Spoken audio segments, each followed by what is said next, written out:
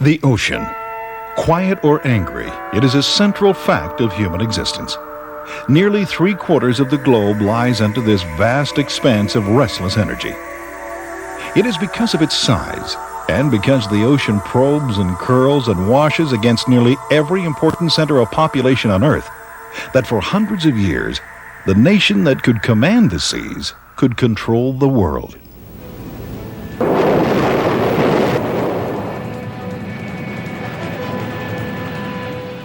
When command of the seas and the air above became a military objective, one unique organization was created to exert power around the globe.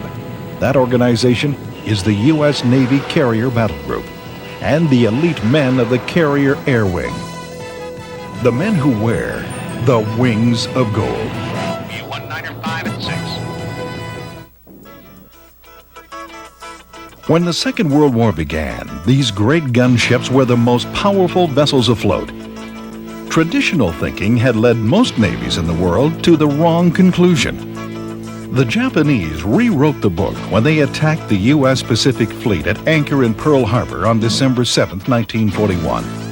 Ironically, although the attack was flown off Japanese carriers, it missed the American carriers who were out on maneuvers.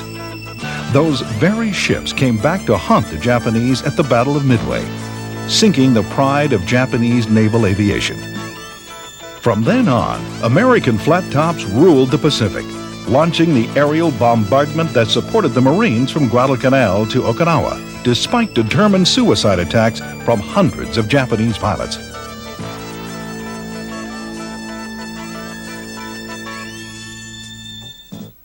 In Korea and Vietnam, the carriers again came into their own, moving up and down the coast of both countries to provide immediate close air support. When you're talking about an attack aircraft carrier, you're talking about a very heavy instrument of national policy, and it's got a variety of roles which it has to fulfill and which it is indeed capable of fulfilling.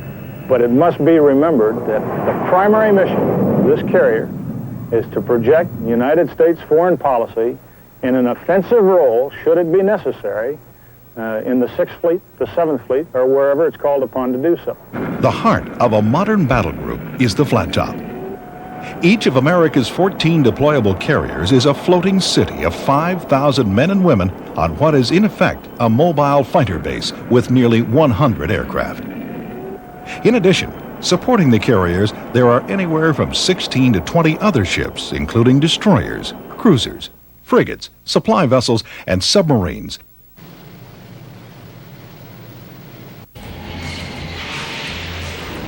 Because of their vital air power and force, 2 to 5 carrier battle groups are at sea and deployed at any given time. Carrying strong armored sides and excellent damage control, these 70,000 to 91,000 ton monsters can race the oceans at speeds in excess of 30 knots. Some are of the older conventional power designs. Others are nuclear powered and reflect the latest technology. The Navy estimates that 85% of the area covered by U.S. contingency plans lies within a 600-mile radius of carrier-based aircraft. With such vital missions to cover, the teeth of the carrier springs from its powerful air wing. An air wing made up of planes designed for air and surface surveillance, air defense, anti-submarine warfare, electronic warfare, and of course, attack. Usually, the air wing will include F/A-18 Hornet light attack jets, F-14 Tomcat air defense fighters, A-6E all-weather attack aircraft, EA-6B jets for electronic warfare, S-3A anti-submarine warfare planes, E-2C radar surveillance planes, Ka-6 tankers, and S-3H anti-submarine warfare helicopters. Now, for the next 60 minutes, let's see this amazing collection of specialized aircraft and hear the pilots describe their roles. The overall mission of the air wing is to first protect the carrier and, second, hit the target with the maximum firepower. The pilots, the crew, everyone